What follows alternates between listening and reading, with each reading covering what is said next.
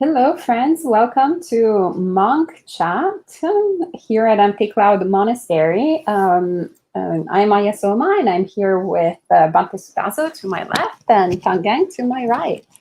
Both very good friends in the Dhammas. I'm very happy that we get to do Monk Chats tonight.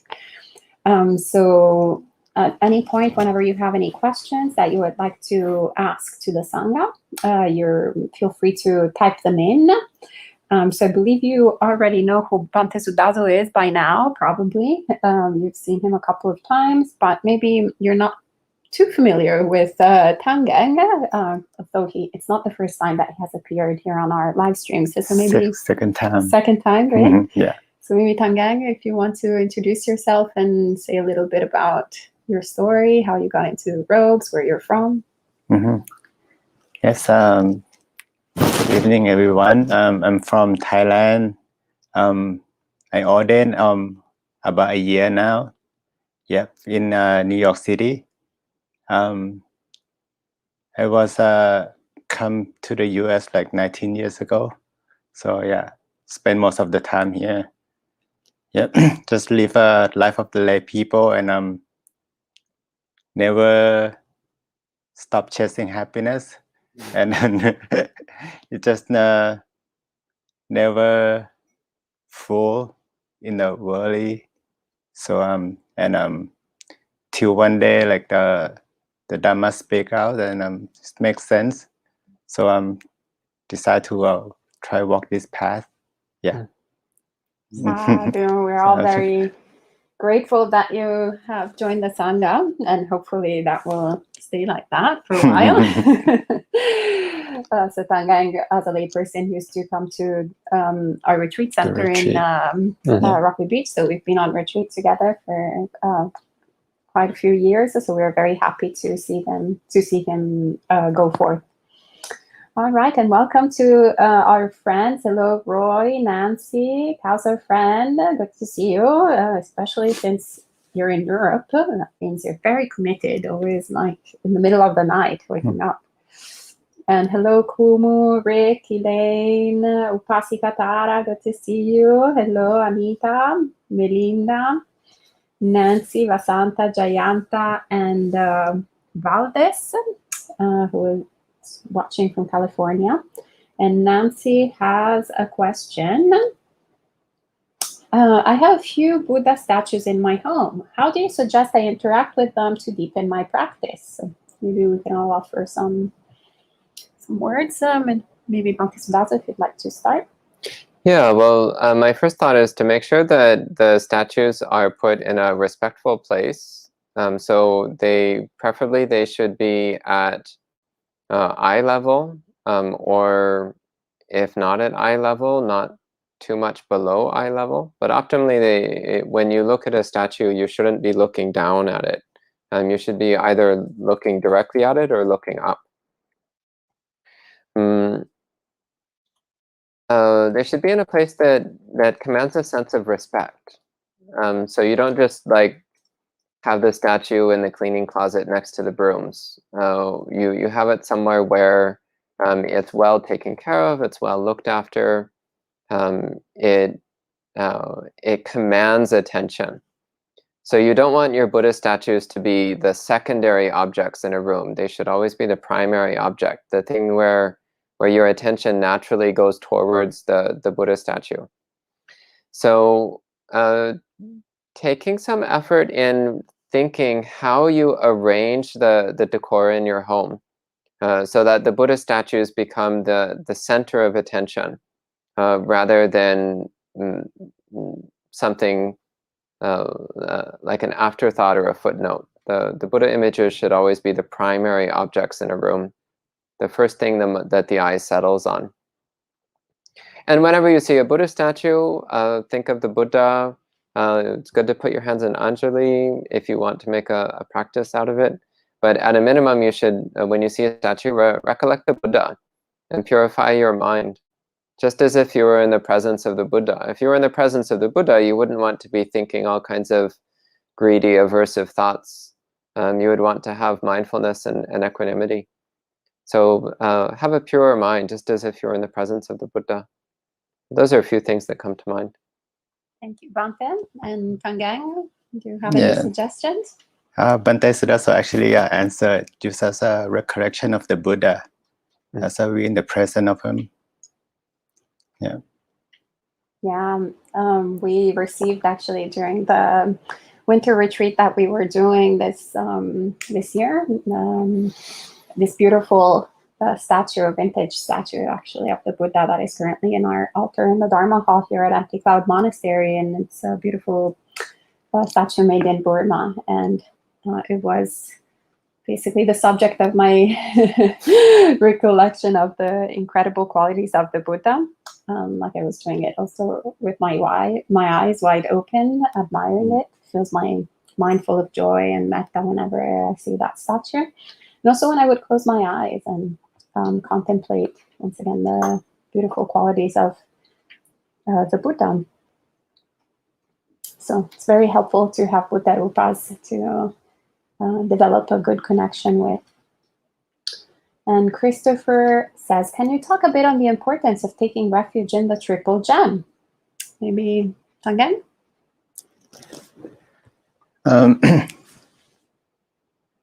Taking refuge in a triple gem. The most important thing is how to make yourself become one of the triple gem. Yeah. Have yourself as a refuge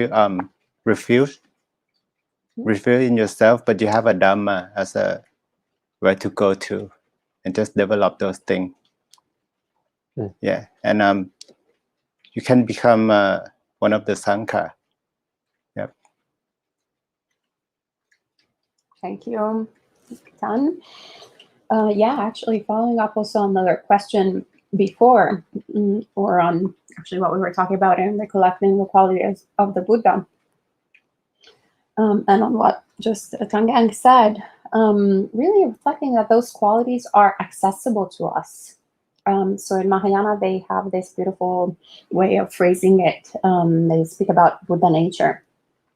And so instead of, the what we call Catholic guilt, like original sin, so kind of coming to this world in an imperfect state, and instead in Buddhism we have more of a concept of Buddha nature, so that these qualities are already present. It's just that we've covered them up with dust and defilements and corruptions, but just like we've created all these unwholesome habits by action we can also remove them. And so it's really powerful to take refuge in the Buddha, take refuge in the Dhamma, and take refuge in the Sangha.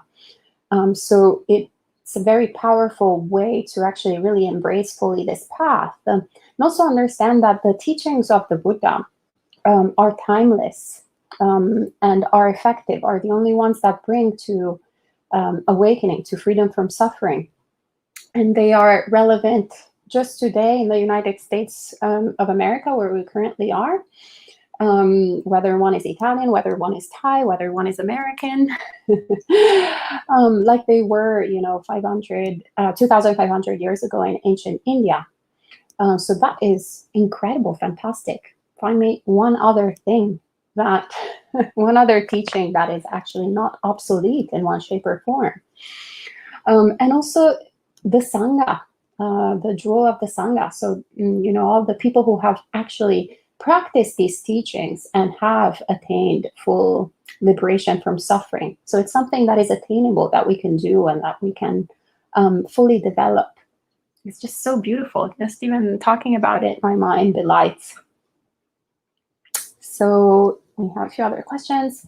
Kumo says, Venerables, are the true knowledges attained by the Buddha as explained in the Bhaya-Bhairava Sutta, Majjhima Nikaya number 4, after the 4th jhana on past lives of the Buddha himself and others, same as formless jhana? This is definitely a question for Bhante Sudaso.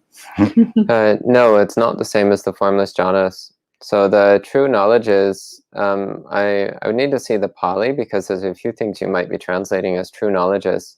But most likely it's referring to the three knowledges. So the knowledge of past lives, the knowledge of karma and rebirth, and the knowledge of how to purify the mind of all defilements. So the three knowledges. And yeah, that doesn't have anything to do with the formless attainments, the formless samadhis, but it is strongly dependent upon the four jhanas. It's strongly dependent upon the ordinary, well, semi-ordinary samadhi of the four jhanas. Yeah, the formless attainments are not considered a function of wisdom. They're not a function of knowledge. They're just a form of samadhi in which one is completely unaware of physical phenomena, but they don't have anything to do with wisdom. Whereas the knowledges that the Buddha attained were the wisdom of understanding rebirth, understanding karma, and understanding how to purify the mind. Thank you, Bhante. And Pial asks, and maybe you can take this one too, 3 kinds of suffering. Suffering due to pain, dukkha dukkhata. Suffering due to formation, sankhara dukkhata. Suffering due to, suffering due to change, viparina dukkata. At the end of the day, this all suffering comes down to number 2, suffering due to thought formations and clinging to them. So first off, translating sankhara simply as thought formation is too limited. So sankhara means any conditional phenomenon. So any discrete object can be described in terms of its relationship to other objects, or which can be described in terms of any characteristic, actually. So thought formations is one example of sankharas, but sankharas also includes clouds and water and anger and the color pink and angels and everything. It's all sankharas. So the 3 kinds of suffering, is it possible, Ayasoma, for you to bring up the sutta link she's referring to? Oh, yeah, I can definitely try. We're going to try to follow up the sutta link that you're talking about. But as for the, again, you mentioned these 3 kinds of suffering. So suffering due to physical pain, the suffering of sankhara, so the suffering of conditional phenomena, and what was the third one? Suffering from change. Suffering from change. Well, fundamentally, all suffering is... Do you want the Pali? Yes, that'd be great. Okay, Ayasoma's pulling up the text. Yeah, in it, I mean, the Buddha doesn't actually define these terms, he just lists them. So if I had some time to dig around in the suttas, I could see if I can find more. But I seem to recall that this is not something that the Buddha gives any detailed definition of. And I also recall there being a lot of debates about just what the heck the Buddha meant by these things. But briefly speaking, all suffering ultimately comes down to craving, as the Buddha says in the Four Noble Truths. So why is there suffering due to pain? Well, because we want the pain to go away. So it's the wanting the pain to go away. That's what's causing the suffering, not the pain itself. Sankhara dukkha, so the dukkha caused by sankharas. Well, what's the problem with sankharas? The problem with sankharas is that, well, fundamentally, they're not quite real. We cling to them as though they're real, but they're not quite real. They're more like projections of the mind. And also the nature of sankharas is that, actually connected with the third one, is that their sankharas are impermanent. They're constantly changing. So what's the problem there? The problem is that we want things to be reliable and dependable. We want things to stay the same. We want things to be the way we expect them to be. But the nature of all things is that they change. So the suffering that arises is not because things change per se, but because we wish that they wouldn't change. We want things to not change. And that's why we suffer. Okay. Thank you, Bhante. And Nancy is asking, can you share about each of your experiences of renouncing possessions, Tangen? What's the renouncing procession? Letting go of things you own. Oh. It's, if you really like letting go, you can feel that your mind kind of lighter. But in order to let go, you have to bring. You can actually you can experience it like right now. Just bring an object that your material object that you think if you're gonna die today, what you still attached to. Bring it up in your mind, and just visualize it just decaying, and it breaking down. Just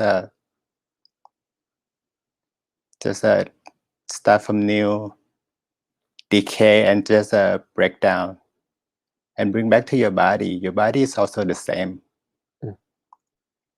Your body just was young one day, aging and dying, and once you die, those things just you can't hold on to it anymore. If you really see it, and the mind's kind of like detached to it, you can feel those objects won't bother you anymore. You can feel it lighter. Experience. Yeah. Good. Great, thank you, Dan. Yeah. Because you can order. You can answer yourself how it feels. Yeah. Great. And Bante, would you like to share? Yeah, well, what comes to mind for me is actually when I decided to become a monk, and I still had some possessions. I actually never had a lot of possessions, even as a layperson. I was never much interested in accumulating stuff. So I already didn't have that many things. But yeah, I just looked at the things that I had, and it all just seemed worthless to me. There just didn't seem any point. I was like, well, fundamentally, what do I need?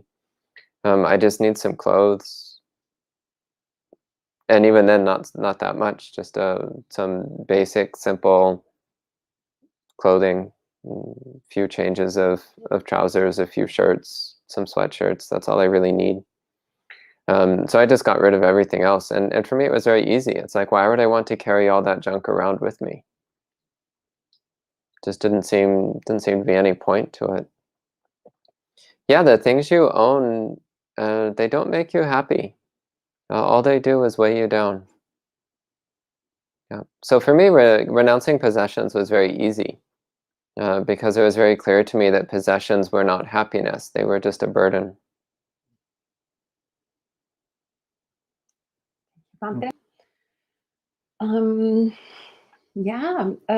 Renouncing possessions. Actually, possessions in terms of physical objects for me has never been really that difficult. Actually, since I was a little person, probably due to past karma, I remember I was quite attached to some toys, and then they broke. Actually, the car my dad got stolen when we were in a parking lot. Some broke and some got stolen. And there was this incredible loss and suffering. I was about like 6 years old, I think, 5, 6, pretty young. And excuse me.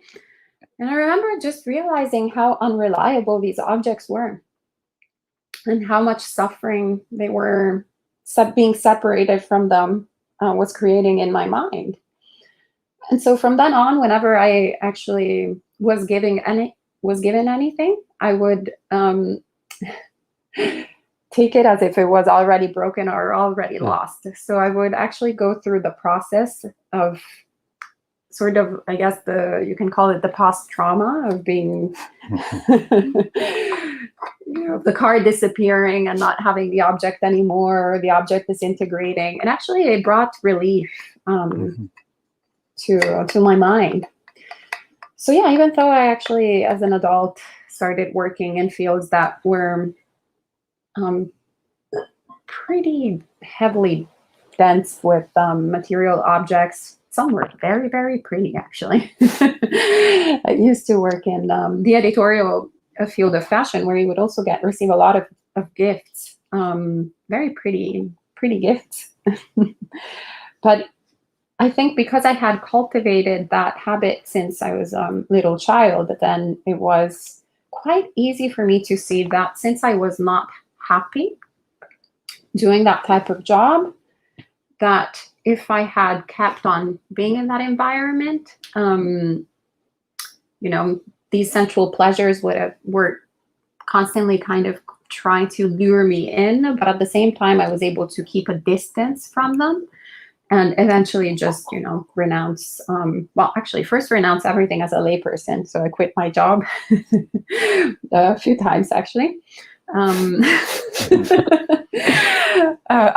The foremost of quitting jobs. Can chant that in the morning.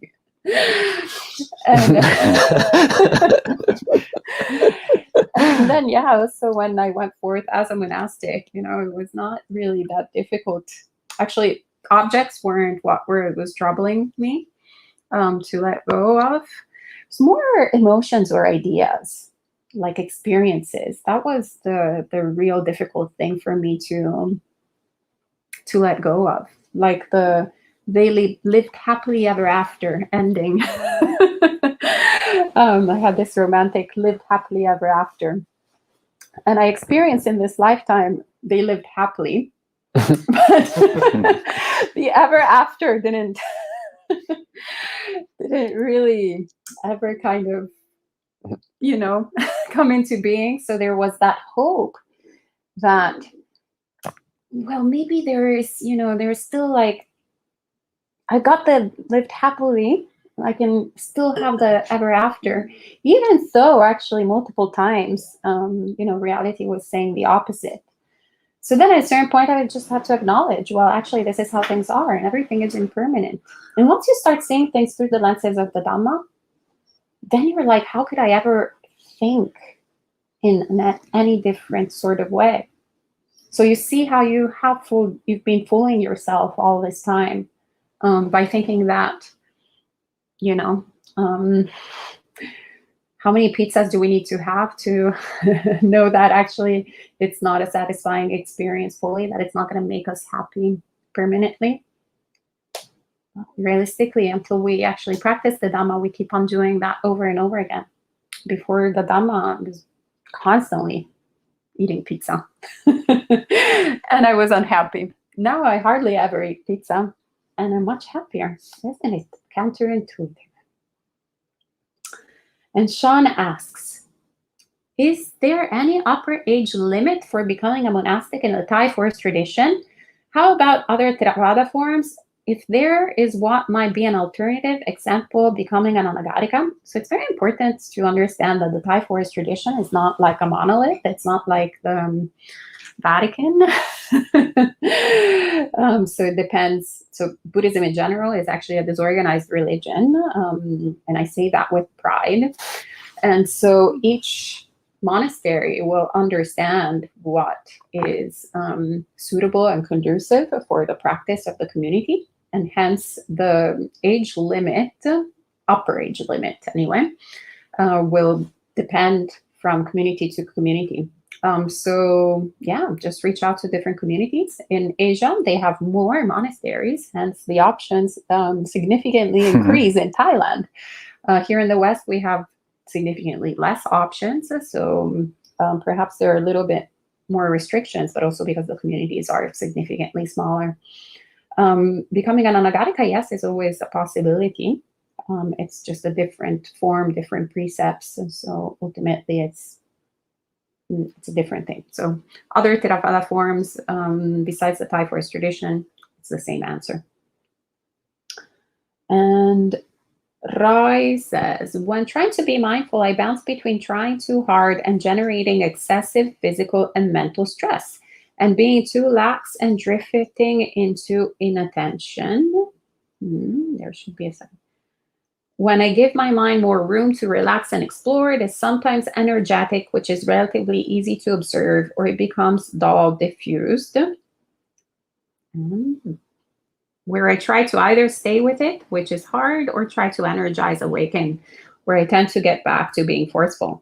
Thoughts about dealing gently with dullness? Bhante Sudaso? Yeah, actually, I recommend leaning more towards the forcefulness, to be honest. Because with forcefulness, you're at least awake, and you actually can eventually push the mind into a certain level of concentration, and then you'll start to relax naturally. But you're less likely to over relax and wind up just slipping into dullness. So I would actually recommend it, at least in your case, I would recommend leaning more into the forcefulness side.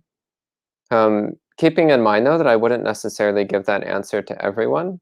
Some people actually do just need to relax. In fact, I know many people who need to just relax. But in your case, I think that forcefulness might be... What? In your case, I think forcefulness might actually be the more useful approach at this time.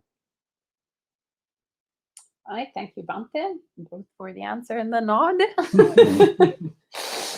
And Belinda says, I was reflecting on death and unconscious. I have been unconscious before, but I don't remember the death conscious. I was thinking it has to be a different feel.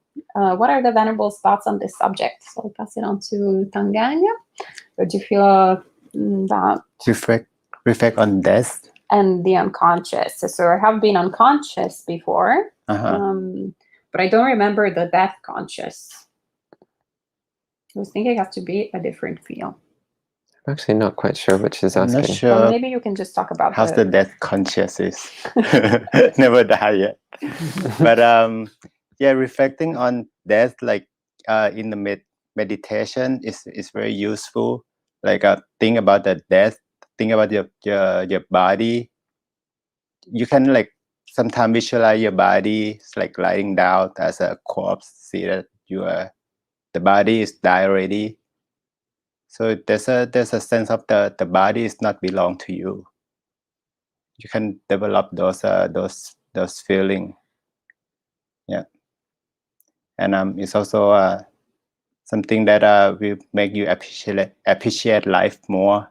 See the time that is limited, and how can be useful of the time we have.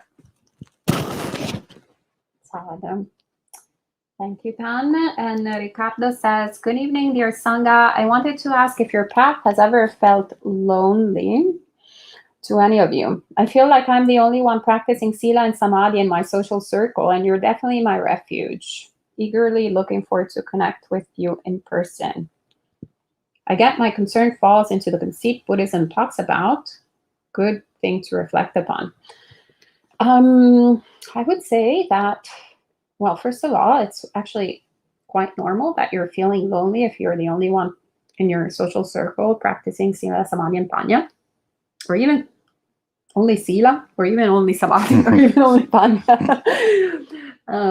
So yeah, that's actually why the Buddha said Kalyanamitta is the entire path. So it's very difficult to, well, this path is very difficult. But if we are not surrounded by people who share at least our goals, and then want to practice them, well, it's very challenging, very, very difficult. Honestly, that's also why I stopped doing whatever I was doing when I was a lay person once I actually started practicing the Dhamma. I had to shift pretty much everything else that I was doing in my life, because none of my friends I still love them dearly, and they still love me dearly too, but we've seen each other a handful of times actually before I was ordained. They were not Buddhist. They were not interested in any type of spiritual path. And they were very much obsessed with sensual pleasures, no different than I was when, prior to the Dhamma. So it was just very difficult for me to practice in that environment. And even though all my friends from my previous life within this life, once again, I still love them dearly. And I have tons of things in common with them. Like we love the same authors. I can talk about like books. I can talk about music. Well, I don't listen to music anymore, but like all the things that I like in samsara, we're all on the same page. We've also shared lots of experiences. With a lot of them, I have the same culture. There's hardly any Italian. Actually, I don't speak Italian too well anymore because the past 6 years, I think we've seen 2 Italians cross the door and like all sorts of nationalities, but like the Italians are on the lower spectrum. Hopefully things will change. Yeah, so all of a sudden then my life has changed, and actually all the people in this room, they're extremely supportive to my path, but I don't have anything in common with any of them in terms of worldly things, which is great. It's actually great. So then we have more conditions, more abilities to practice right speech, for example, and refrain from, I mean, whenever Americans, I overhear them talk about entertainment, I have no idea what they're talking about. Like, I understand the words, but I don't understand the context. Probably Tangan can relate to that. It's like a bunch of gibberish. I have no idea what it is. So if they make jokes that refer to that, I'm also like, I don't know. I haven't watched that movie. There's like a rare movie that I watched. It was in Italian, so it's not even in English.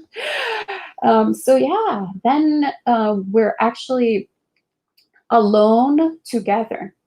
So we're not lonely anymore when we are in this environment. We're practicing still alone, but without the loneliness. It's actually a very supportive path where we can rejoice in solitude and rejoice in the fact that the Dhamma speaks to so many different sentient beings, and that together we support one another. We're trembling together and we support each other like that instead of being separated. So my suggestion to you is to really look, especially as things are somewhat, if you're, well, in a country, if you're in the United States, things are slightly opening up in terms of pandemic restrictions. So try to look for at least a place where people are meditating, or at least the temple. Actually, not at least. The foremost is the temple. Forget about meditation.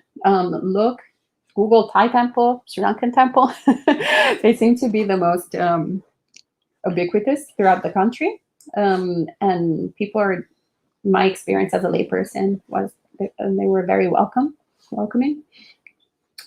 Yeah, and if you can't find that, then look at least for something that is meditation related. So start surrounding yourself with like-minded people. That would be my suggestion. May I add something? Yeah, please. Yeah. On this path, you kind of walk alone, but you're not gonna feel lonely. Just be aware when you feel lonely. Just when you think about it. So be aware of your thought. Your mind might like wander off, think about your friends or anything. Think about what could be fun. Just be aware. Come back to the present. There's no lonely in the present moment. Yeah. And Rick says, I have fully committed to the Buddha's path. I have solid faith in the practice and in the law of karma. However, I have become aware of an impediment. I'm open to the likely possibility of rebirth, but I haven't developed a deep faith in rebirth. How does one take this step? Awesome. Well, to some extent, it grows naturally. So as you continue to study and practice the Dhamma, the fact that you're already open to rebirth, and the fact that you call it a likely possibility, indicates that you've already progressed very well in that direction.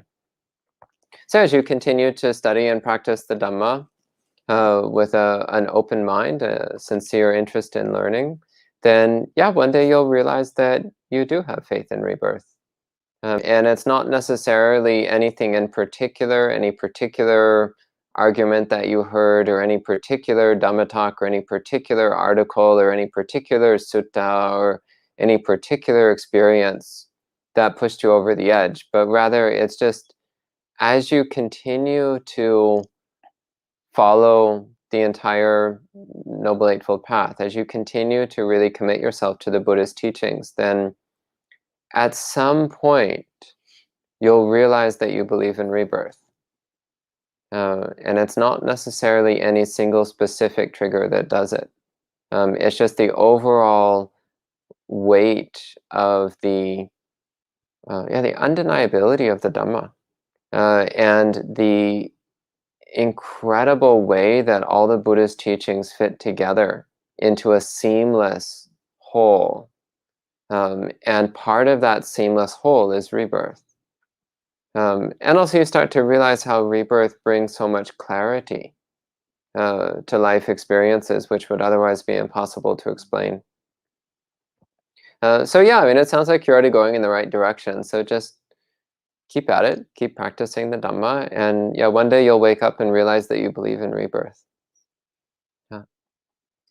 Thank you, Bhante. May I add to- Sure. You can experience it. Think about we are born because of craving, because of attachment. When you crave something, you want something really bad.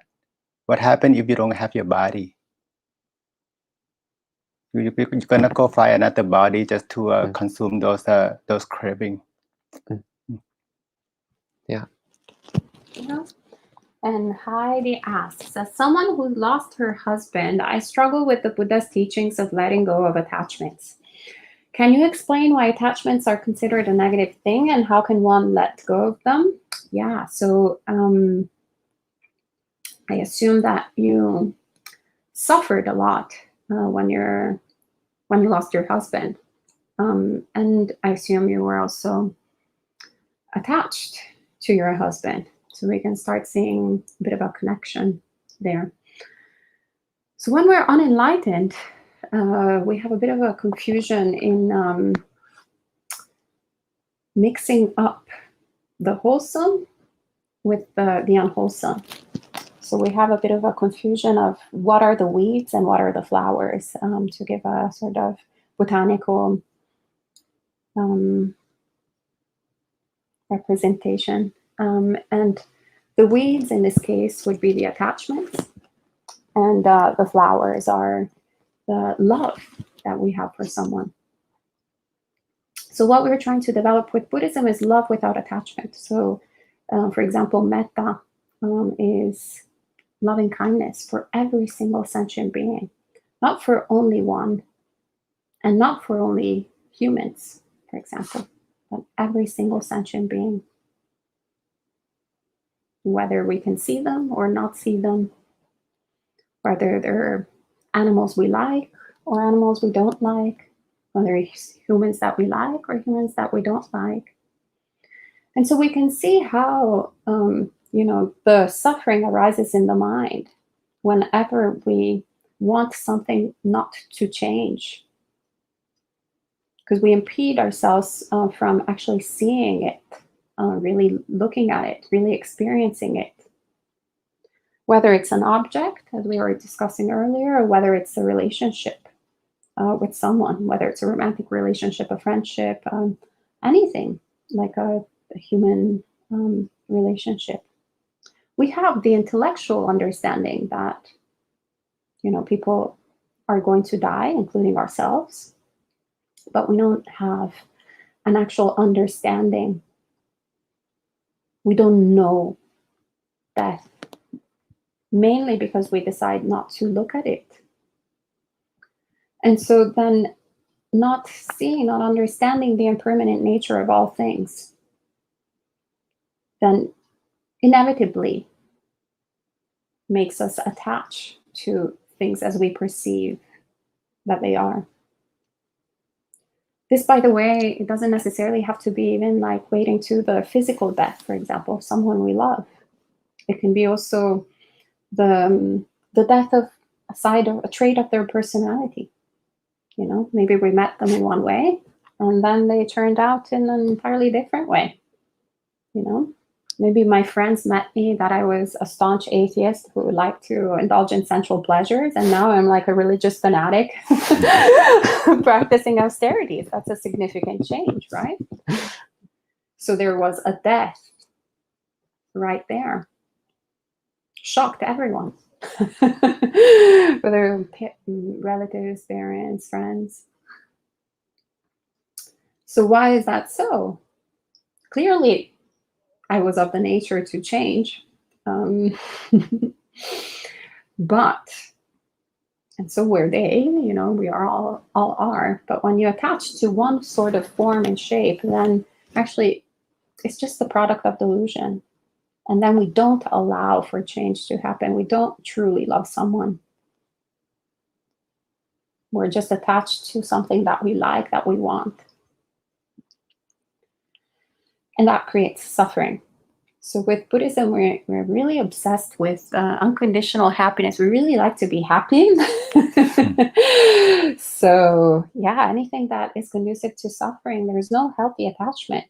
There's only healthy love.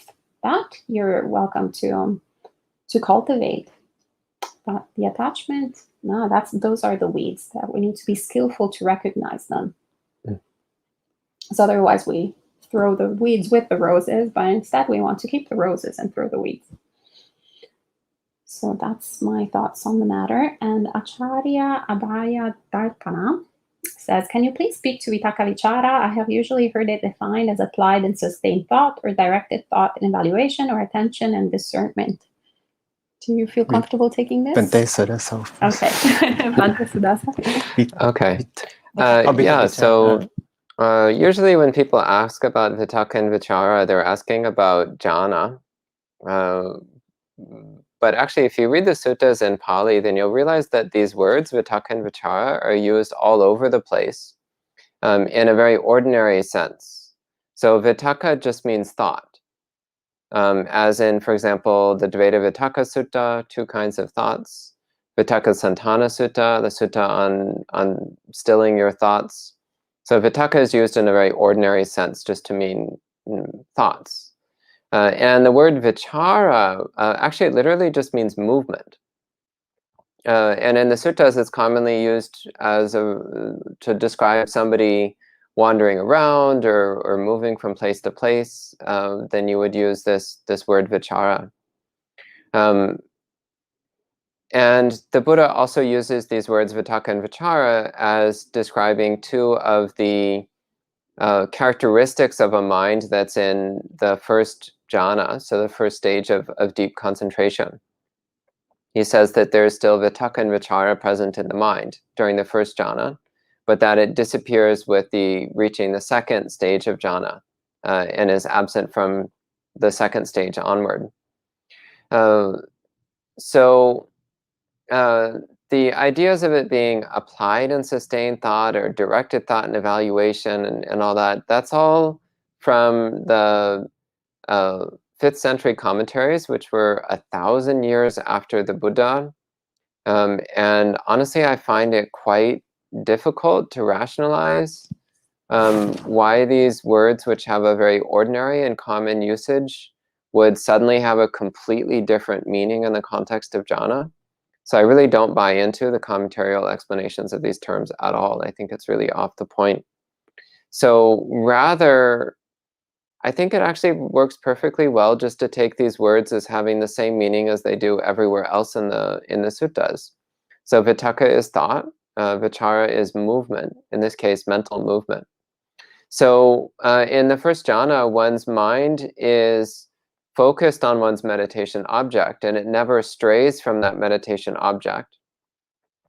However, there might still be a certain amount of background noise or background activity in the mind, which does not distract you from your meditation object. But the mind is not yet entirely unified and entirely stabilized. It's not yet entirely collected together and settled.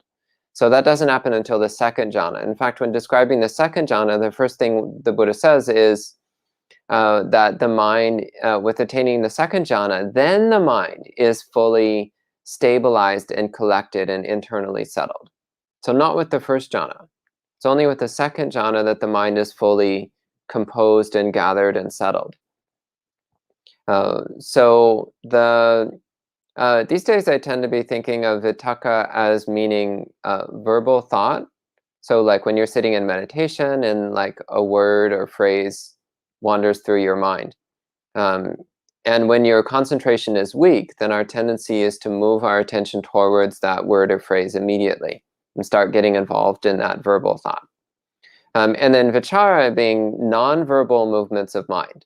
It's like the mind like twitching or flailing or thrashing about or rotating or revolving, like this, the sense of movement in the mind, but not with a verbal component, but just the mind moving in some way without a verbal component. And so even when one is extremely concentrated on one's meditation, there can still be a certain amount of background movement in the mind. But if that background movement does not distract you at all, then you can still enter into jhana. And that background movement is not a problem.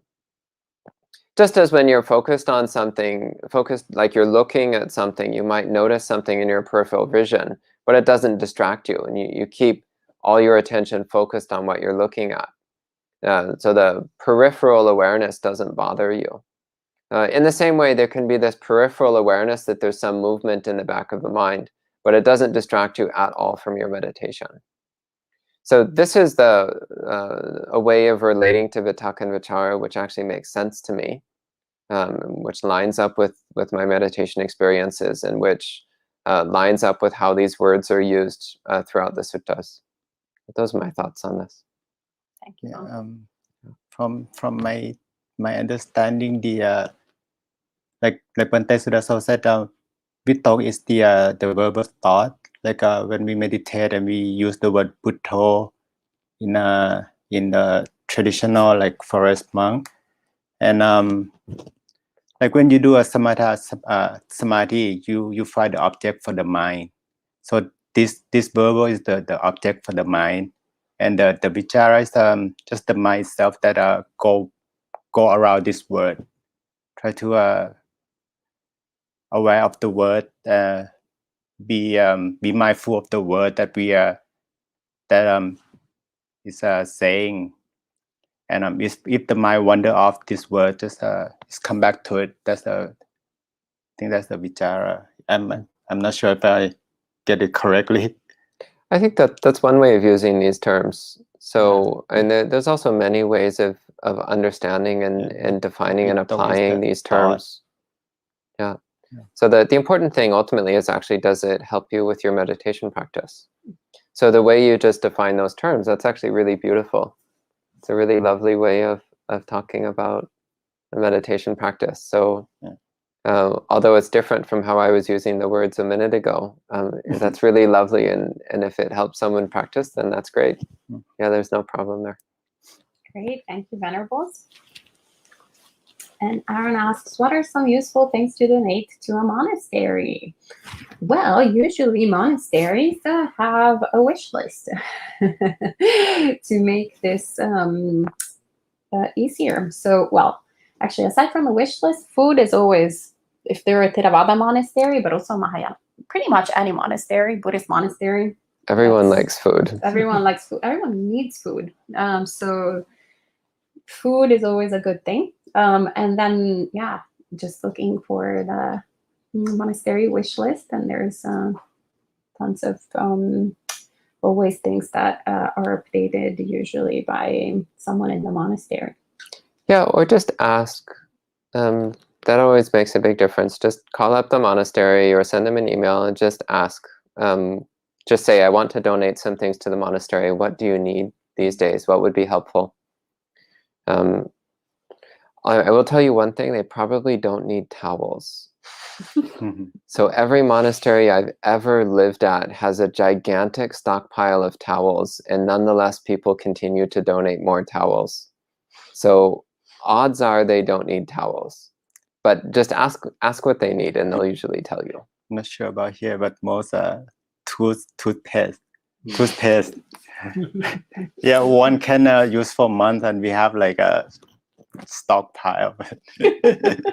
Those you don't need. Yeah, at Abhayagiri, we actually had so much toothpaste that we were using it as a cleaning solution. So it turns out that toothpaste is actually remarkably effective at cleaning many surfaces, not just teeth. Anyway, the entire Sangha worldwide is very grateful for all the supporters. Is it a protective, Joy asks, is it a protective mechanism that we don't remember our past lives? I believe we remember everything in all past lives. Maybe we can reach liberation faster. I think this is a good question for you. Again. I mean, even your childhood, some story you don't remember. Yeah, because it's just the nature of the mind. The sanya is you cannot control it. If the sanya is really belong to you, then you can order it just to recall any memory that you want. Just observe it. Yeah. I think that's pretty to the point. Thank you, Dan. Yeah. And Kanta asks, what would you suggest for people that cannot become monks? How do we reach a state of non-attachment? Of course, you have many options in Buddhism, so you don't necessarily have to put robes on in order to practice the path.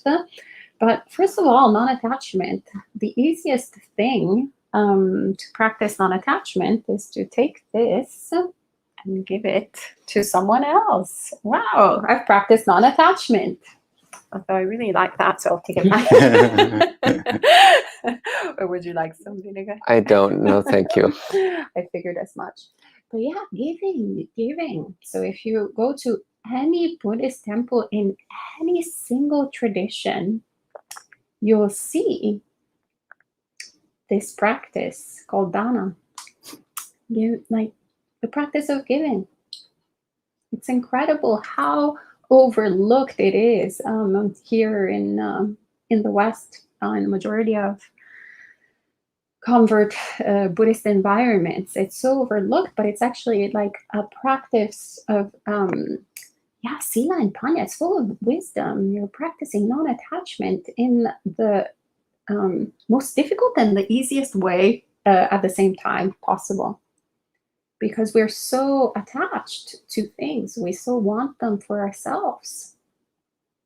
But actually, as we start relinquishing them and giving them, we develop non-attachment, and also we develop a lot of wholesome mind states too as we're at it. We develop caring for others. We develop thoughtfulness. We develop kindness.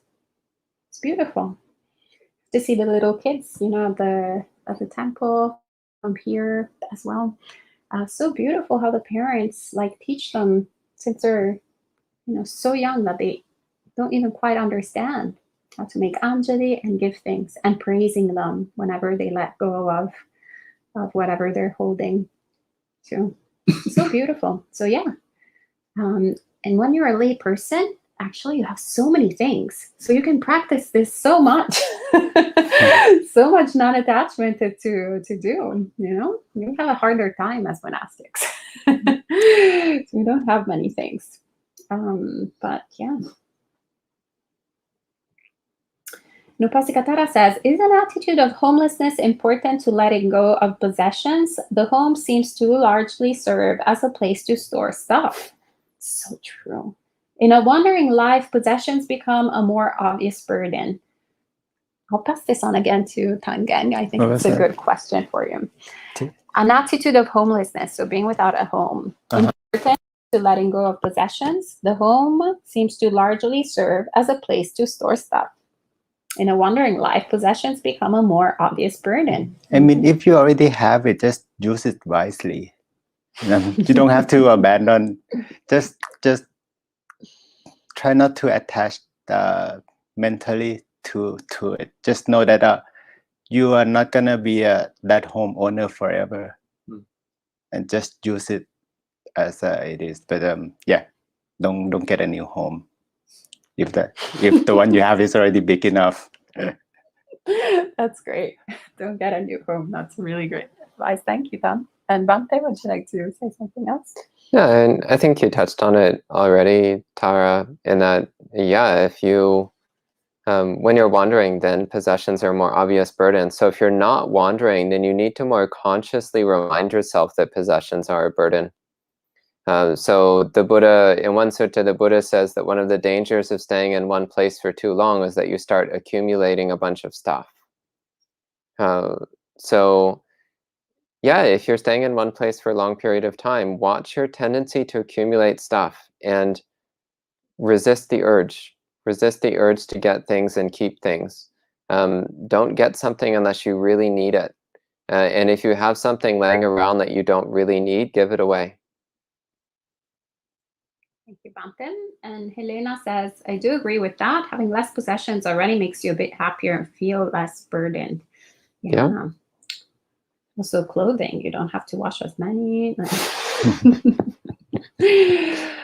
And W. Valdez says, what are your views on taking pain medication, especially if it is interfering with one's meditation? Well, I mean, ultimately, you need to ask yourself, which is going to make it harder to meditate?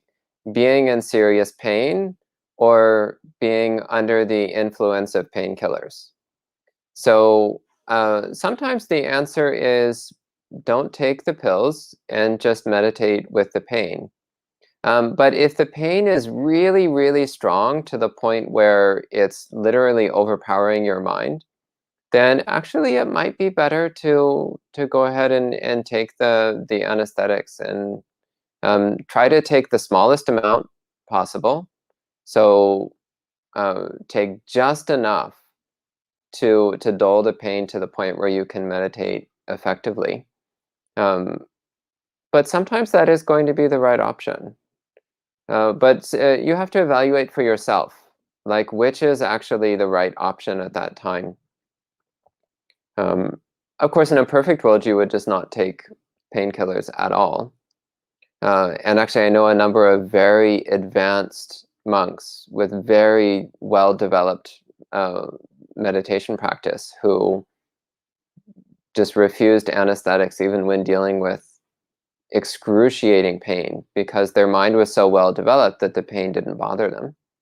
But most of us are not to that level yet. So when faced with really excruciating pain, sometimes painkillers are the only way that you can continue working with your mind. So yeah, you have to be practical. Be practical about which option is right for you. And it might change over time, so constantly reevaluate. Those are my thoughts. Thank you, Venerable. Also take that pain to encourage you to practice harder, because one day there will be a point that the pain will be so overwhelmed that before this body break down. Yeah. How can you train your mind not to be peaceful with the pain? Yeah. Thank you. And Rick says, I heard in a Dhamma talk that the Buddha instructed some monks to focus on the recollection of death while he was away. When the Buddha returned, some of the monks had committed suicide. What led to this unskillful act? How do we avoid this tragedy when sharing this practice with people in the West who do not believe in rebirth? Tangen?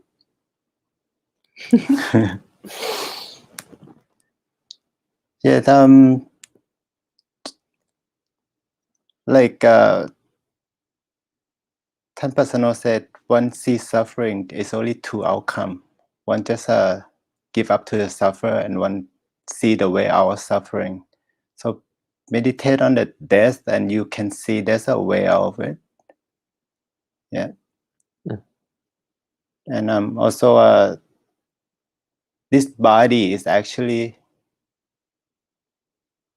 there's a in a monk precept like not to kill oneself. That's including our body. So yeah, you shouldn't do it. And just think about how hard it is to be a human. Like in the sutta, Buddha said, there's a blind turtle in an ocean, and you throw like a piece of what do you call it, the round wooded in the ocean, and every 100 years the turtle come up. So the chance that you be born as a human, that's the chance that the turtle come up and within that circle. That's how hard to be a human. Yeah. Thank you, Tan. I would also recommend just practicing metta. Yeah. That really helps to counteract a lot of unwholesome or harmful tendencies. Yeah, Buddhist practice is meant to be taken as a whole. It's not meant to be done piecemeal. If you just pick out little bits of it, then yeah, bad things happen. But if you take the whole Eightfold Path as a complete package, then good things happen. Melina says, sorry, I'm asking for differences, but perhaps it was not worded right. I think from your question earlier, you're welcome to retype it, Melina, and we can give a better answer if it wasn't satisfying last time. And Triple Gem says, when meditating, I've had pleasant states that feel safe, happy. But more often than not, I meditate and it feels still but somewhat unsettling. Is this a sign to step back and reassess what I'm doing, or are these just kilesas trying to trick me to block my progress? Bhante Sudaso? I have a couple thoughts. So one thing is that you might want to work on actively bringing up happiness and joy in your meditation. So sometimes if you're just sitting there and you're feeling this unsettled or disturbed or anxious or unhappy feeling, then sometimes the important thing is to actively work on cultivating a happy mind. So practices like recollection of the Buddha, recollection of your own generosity, recollection of your own virtue, loving kindness meditation, recollection of the devas. If you're into devas, I'm into devas, so that works for me. These are practices which can bring a lot of happiness to the mind, a lot of joy to the mind. And focusing on the sense of safety, actually. So you're just sitting there quietly, peacefully, nothing going on, nothing to do. So focusing on the sense of safety and ease and serenity. So this is called upasamanusati, so recollection of peacefulness. One of the less commonly taught of the 10 recollections, the recollection of peacefulness. So actively bringing up a sense of happiness and joy.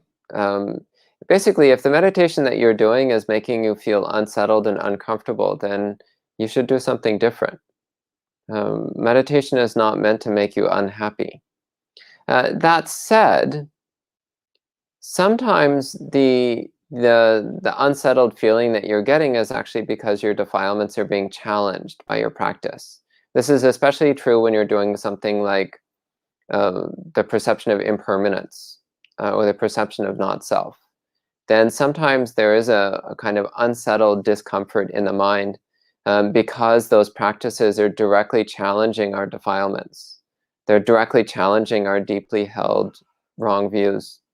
And in that case, it actually is often better just to keep pushing through. But keep returning to the happiness meditations as needed because, again, without happiness, it's hard to make much progress in the path. And you'll start to get a negative association with meditation practice. Thank you, Bhante. So also be aware of the craving of the happiness. Yeah. And Anita says, can one be attached to the wisdom? Is that a thing? Or would that be okay to hold on to like an attachment?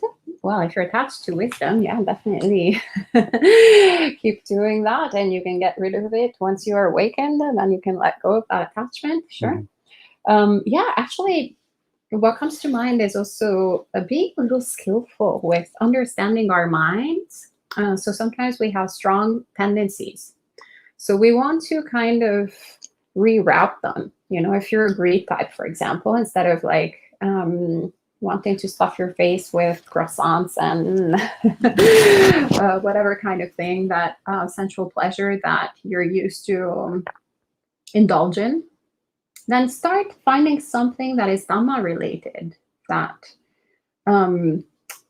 gives you like a sort of pleasant satisfaction, and start cultivating that. So reroute your greed towards that. For example, for me, it has been the suttas, the Dhamma Sukha, and I say that I develop, that I have whenever I read the suttas, really fills my mind with joy. So I was like, oh, great, I'm going to then reroute my greed towards this. Great.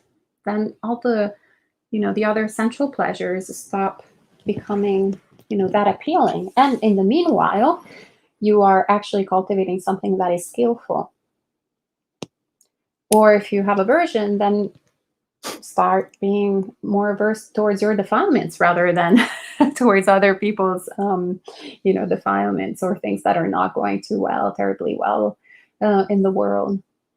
Use it as a, critical instrument to, for example, getting back to the suttas, to really understand the meanings of the sutta instead of having a superficial outlook. So just, you want to first learn what is the condition of your mind and then kind of trick it. So if you see that you have attachment towards certain things, then okay, yeah, I'll reroute the attachment towards wisdom instead of towards things that are reliable. Just be mindful if you're attached to wisdom, and is it lead to suffering? Because my own experience, I kind of like attached to things that I was in the practice when I was eating. I just see the taste just arise and go away in the present, and then one of the lay people come up and ask, "How is the food taste like today?" I was like, "How I gonna answer this?" I was like,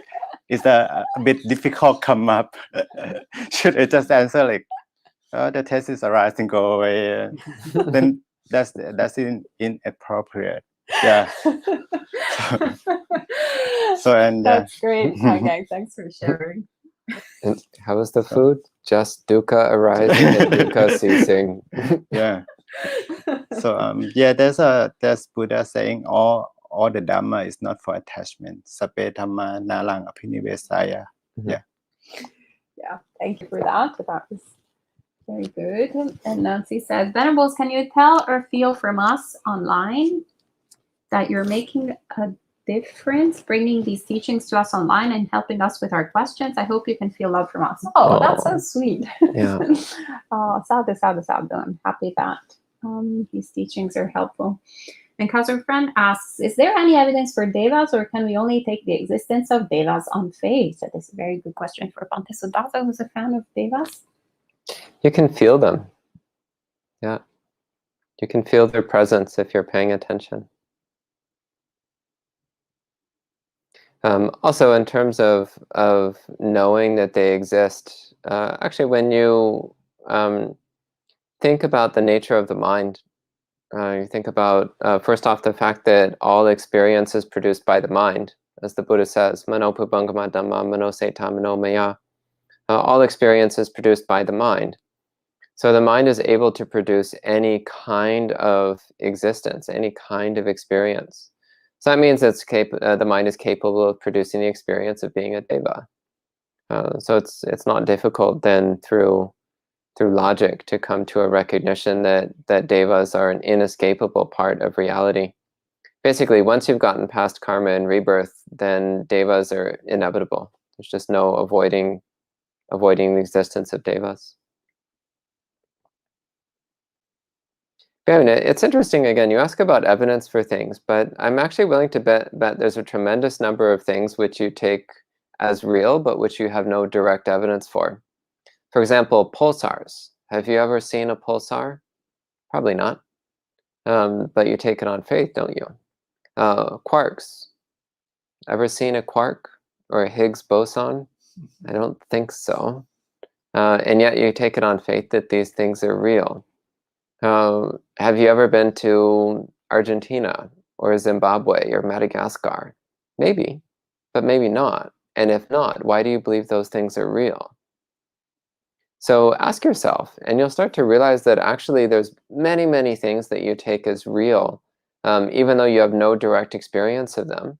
You take them as real because you have relatively good reason to take them as real. So it's the same with devas.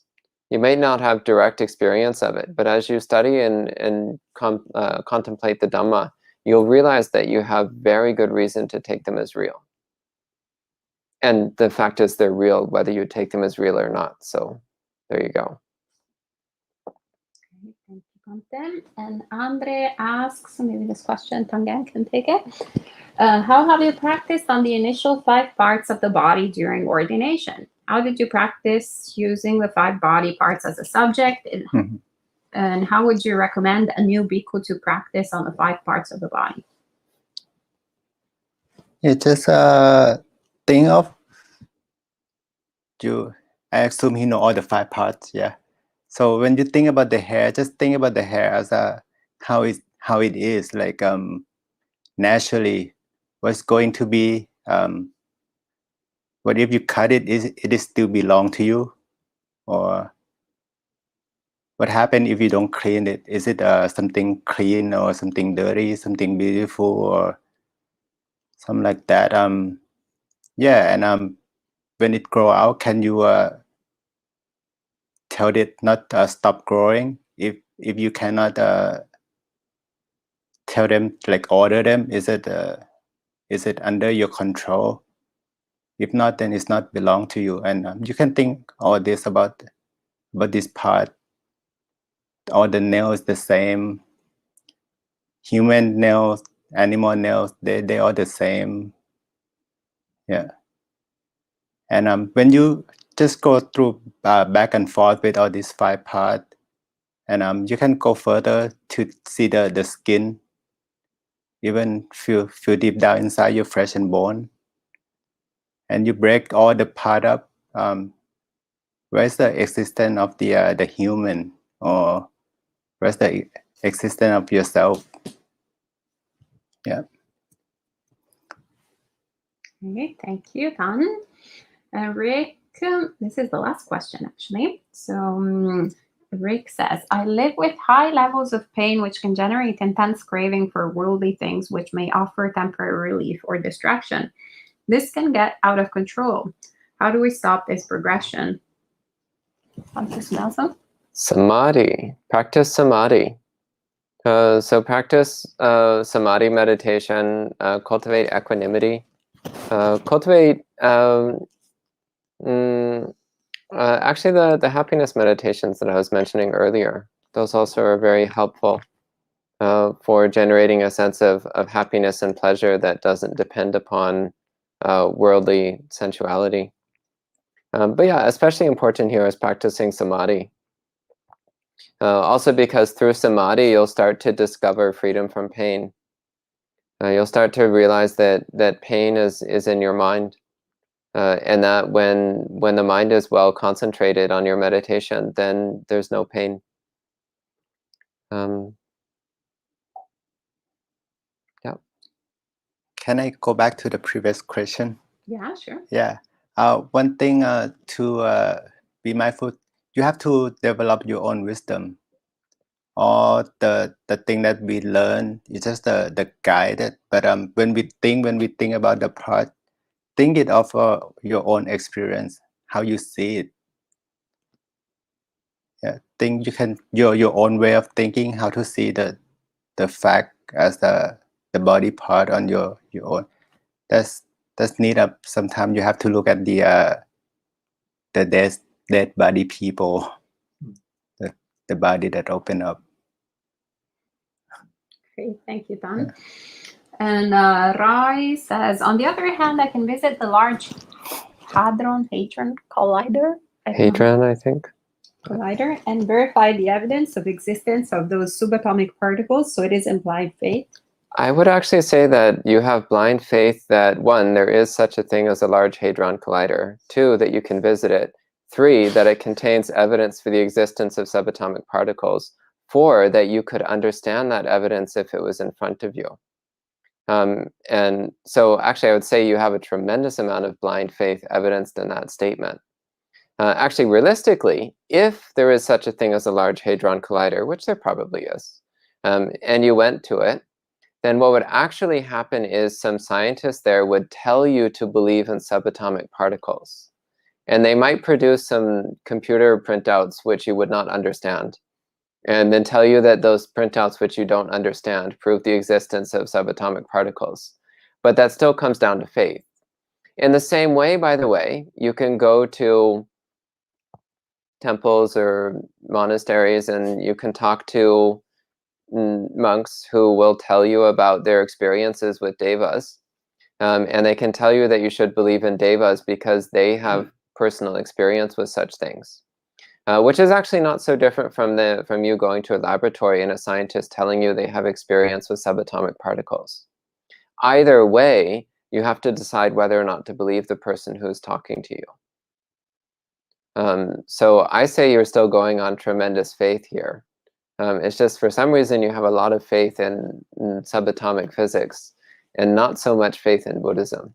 Roy says, I've been there in the Hadron Collider. Oh, interesting. I don't know how to pronounce it, and I can follow the math.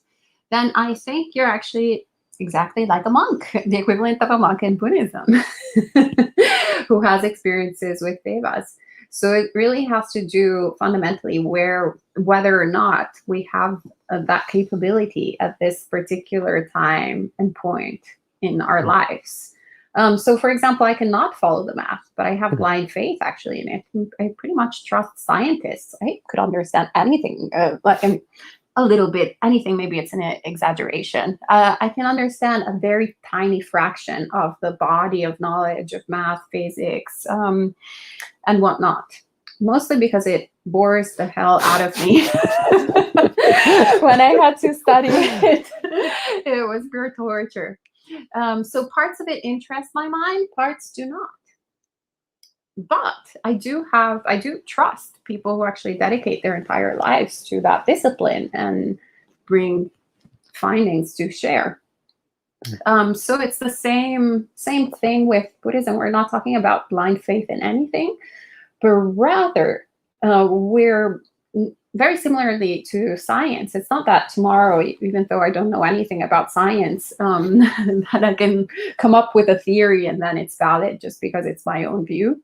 It has to fit within the large scheme of the body of knowledge that is presented, whether it's physics or math, etc. Right? So it's the same thing. Actually, when you start studying Buddhism, you see that it couldn't be otherwise, that there would be other realms of existence. It would be crazy and illogical for it to be the other way around.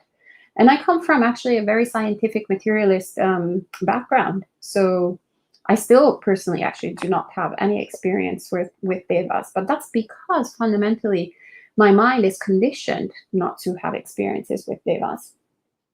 It might change in the future. But I do trust, and I see how other practitioners who I have met have cultivated different qualities, and hence not only have an intellectual understanding like I do, but have an experiential understanding. So they can follow it, but I can follow it. So I can follow the logic, just like you can follow the scientist there. But they are also the scientist. So they actually have an experience of it. Any other thoughts from the Venerables? Maybe it will be useful if Bhante should also talk about the quality of the Deva, the Hiri-Ottappa.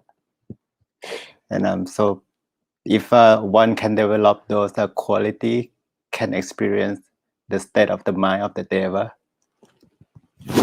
in a human form. I think we'll save that for another time. Okay.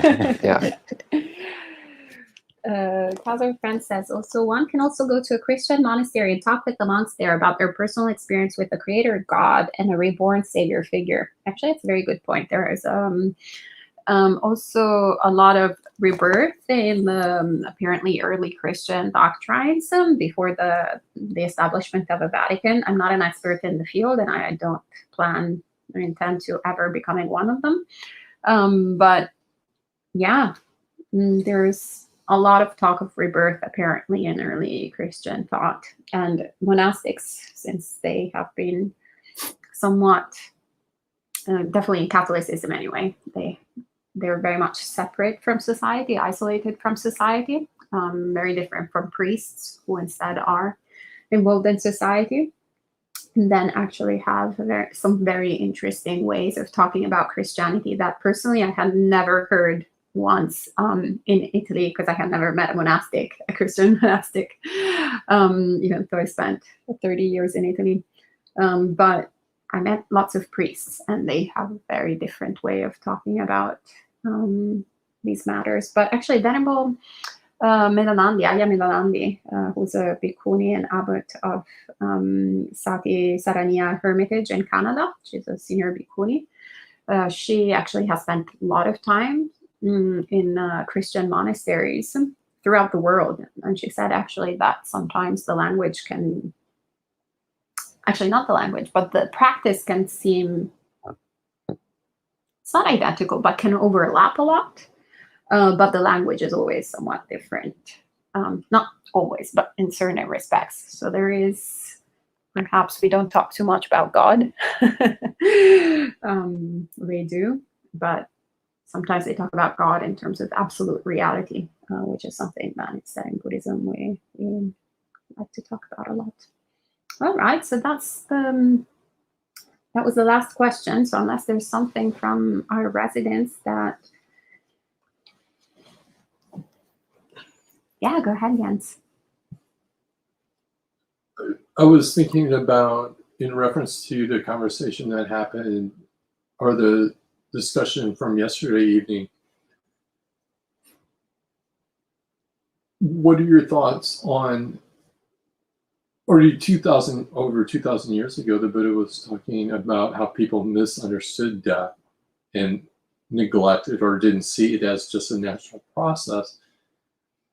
What are your thoughts on now? It seems even more so that we take death, they go to the hospital, they don't die at home. Mm-hmm. People put animals to sleep. We use those kind of words, like we're so removed from the process of death. And I'm just wondering, maybe your thoughts on how that even takes people further away from the understanding of what the process of death, and death just being a natural occurrence, because they're so far removed from we are. Yeah, absolutely. I think that this tendency to try to completely avoid facing death, it just builds up even more delusion around the subject. And not so long ago, it was normal that if somebody was dying, then you would be there for it. Mm. You would see it happen, and you would be with the body afterwards.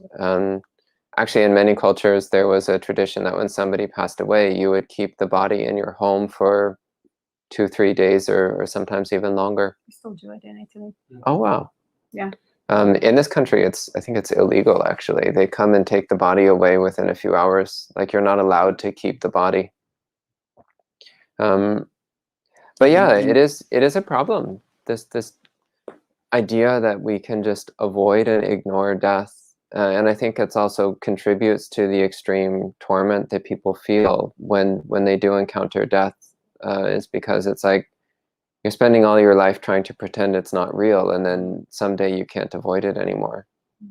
And again, this is why the Buddha said that this is one of the things that we should reflect upon every single day. He says, I am subject to death. I'm not exempt from death. And in a few suttas, he gives a more detailed statement, which is also reflecting, it is not just me that is subject to death. All beings are subject to death. So taking the 5 recollections one step farther and realizing it applies to all beings, not just ourselves. Mm-hmm. Yeah, so in one of the practices that Buddhist monks sometimes do is things like going to autopsies, going to morgues, going to cemeteries, to really nail home the reality of death. So it's not just some abstract concept of like one day you fall asleep and you don't wake up again. It's like, well, that's really not how death works.